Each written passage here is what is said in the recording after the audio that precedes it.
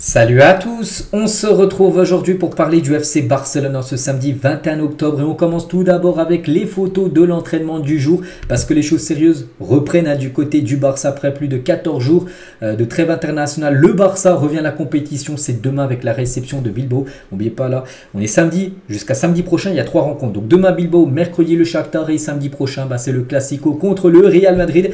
Donc voilà, les choses sérieuses comme j'ai dit elles reviennent.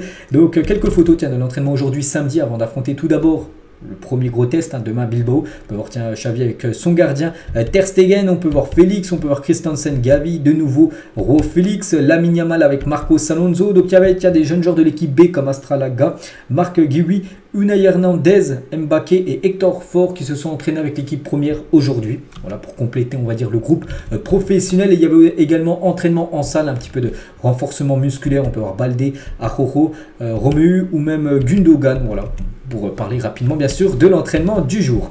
Concernant le classement, donc avant tous les matchs bien sûr, parce que ça va bouger le classement vu qu'il y a des matchs qui vont se jouer aujourd'hui. Donc le Barça, n'oubliez pas, est actuellement 3e, c'est vrai que ça fait longtemps que je ne l'ai pas montré vu qu'il n'y a plus de matchs là ces derniers jours.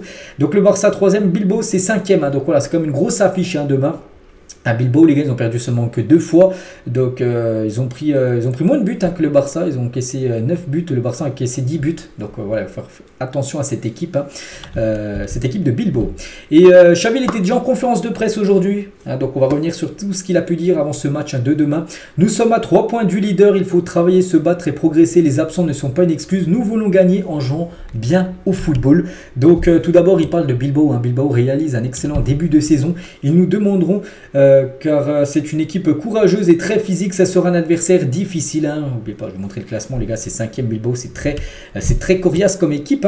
Nous avons des blessures, mais ce n'est pas une excuse, nous devons gagner, même si c'est un rival difficile. Mamoudjuk, nous nous débrouillons plutôt bien, mais nous nous sentons à l'aise avec les derniers résultats. Tiens, j'aurais dû vous le montrer, les derniers résultats à domicile, je crois que c'est que des victoires.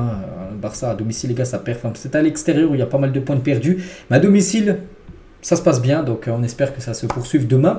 Araujo, Gundogan, Lamine Yamal et Baldé sont disponibles pour le match de demain. Dans le vestiaire, nous n'avons pas parlé de l'expression madridisme sociologique, mais nous nous concentrons sur le football. Je pense que les blessures sont dues au calendrier et à la malchance. Il y a 3 blessures de joueurs très importantes dues à la malchance. Par exemple, Koundé a été blessé parce que Gavi est tombé sur lui. Ça, c'est la malchance totale. Mais comme je l'ai dit, les blessures ne sont pas... c'est pas à cause des blessures que le Barça va perdre. C'est vrai que ça y joue, mais voilà, même les joueurs, un effectif c'est au moins plus de 25 joueurs, donc c'est pour ça que les remplaçants doivent faire le taf bien sûr des titulaires qui sont blessés. On parle de trop de choses extrasportives quand le Barça va bien. À mon époque, on nous accusait de dopage. C'est ça le madridisme sociologique. Donc voilà, par rapport à tout ce qui se passe avec l'affaire Osinigra, tout ça. Le sentiment du joueur lui indique quand il reviendra. Nous nous mettons la pression sur personne et le sentiment du joueur sera le facteur décisif pour le retour de tous les joueurs. Bien sûr, le Barça ne met pas la pression à un joueur pour qu'il revienne pour un tel match, même si on sait qu'il y a le Classico, on sait que le Barça aimerait avoir par exemple Pedri, Frenkie de Jong, mais le Barça ne va pas mettre la pression si le joueur n'est pas à 100%, si ce joueur dit de lui-même non, je suis vraiment pas prêt à jouer, le Barça ne le fera pas jouer, vous avez compris, pour ne pas prendre de risques. Une question sur Lewandowski, il a dit, donc ses sentiments sont bons, c'est un grand leader et il va de mieux en mieux. Lewandowski, normalement qui est forfait pour le match de demain. La réduction de la sanction de Nacho est surprenante. N'oubliez pas que Nacho devait être suspendu pour le Classico et du coup il est passé de 3 à 2 matchs de suspension. Donc du coup il sera présent pour le Classico. Donc l'année dernière, Robert Lewandowski a perdu il était suspendu 3 matchs. On a demandé un appel aussi et qu'il soit réduit et on ne nous a même pas écouté, ça surprend tout simplement juste parce qu'il avait fait ça, voilà, Robert Lewandowski, alors que Nacho a fait un énorme tacle et lui il a vu sa suspension réduite de 1 match. S'ils ont digéré l'étape du meilleur Barça de l'histoire à Madrid, je ne sais pas, il faudra poser cette question à Madrid, donc il y a déjà pas mal de questions par rapport au Classico semaine prochaine. Est-ce que je crois que l'accusation contre Laporta est à voir avec le madridisme sociologique? Ouais. Toujours avec lui, j'aime la personnalité d'Inigo Martinez et sa façon de sortir avec le ballon nous aidera beaucoup et sera important pour l'équipe. Vous ne savez pas qu'Inigo Martinez pourrait jouer demain. En plus, ce serait un match spécial pour lui vu que c'est son ancien club à Bilbao. J'ai parlé avec Laporta, il est calme, il est comme ça, courageux, positif. Je suis 100% avec lui.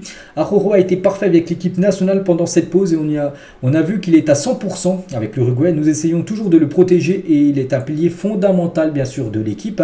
Le sentiment est celui de la surprise quand ils vous annoncent la réduction de la sanction de Nacho. La vérité est que c'est surprenant, je l'ai déjà dit auparavant, ils n'ont pas réduit la sanction de Lewandowski pour s'être touché le nez. parlais tout à l'heure, parce qu'il y a un autre journaliste qui a reposé également la même question.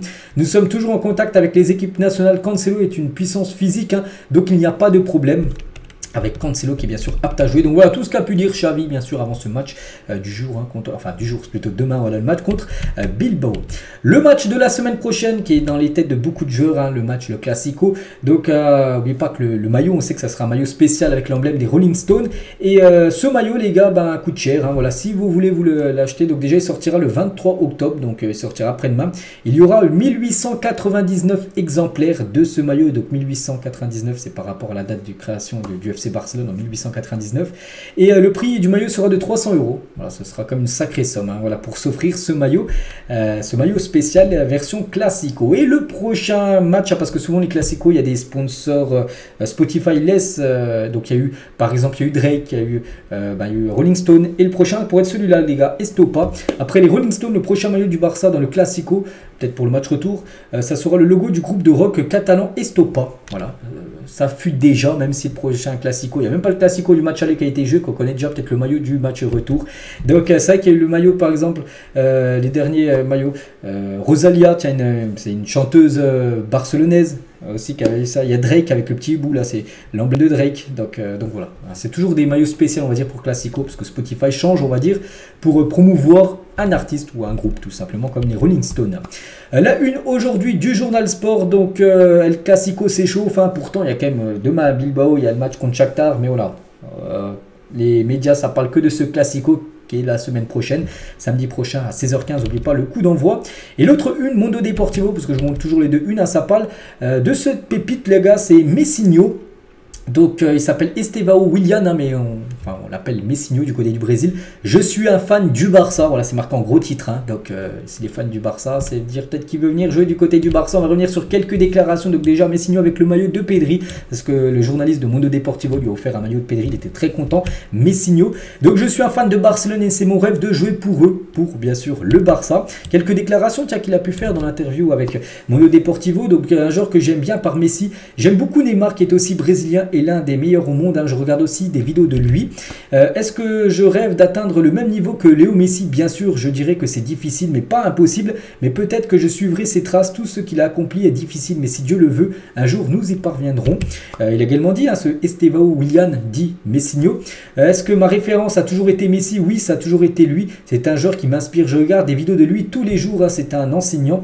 Je n'ai pas de mots pour le décrire, tout ce qu'il fait est phénoménal. Comment expliquer avec des mots que tout ce qu'il fait est phénoménal? J'essaie toujours de le reproduire sur le terrain, c'est peut-être pour ça qu'il s'appelle Messinho, enfin son surnom c'est Messinho, parce que Messinho il y a le nom Messi.